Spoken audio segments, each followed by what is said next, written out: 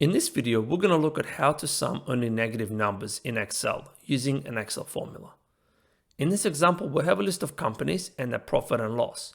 And what we want to do here is to sum the values of only those companies that made a loss, therefore adding only negative numbers.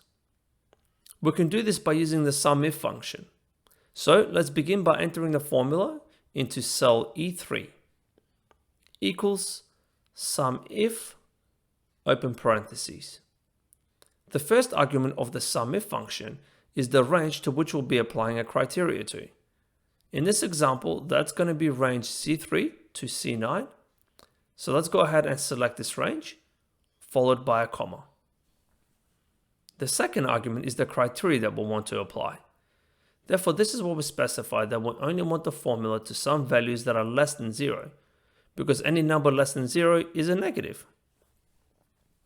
This is achieved through the use of the less than sign, followed by a value of 0, and then enclose this in double quotation marks. So let's enter this into the formula. We'll begin with the double quotation marks, then a less than sign, a 0, and another double quotation marks. The third argument is the sum range. This argument is optional, and if omitted from the formula, the cells in the first argument, which is the range against which we're applying the criteria, will be summed. In this example, given that we want to sum from the same range that we're applying the criteria to, we can exclude this argument from the formula.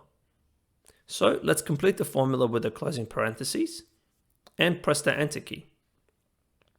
And that's it. The formula now returns the total value of those companies that made a loss, which is the sum of only negative numbers. I hope you found this video useful. If you did, please click that like button and subscribe if you haven't already. Thank you for watching, and I'll see you in the next video.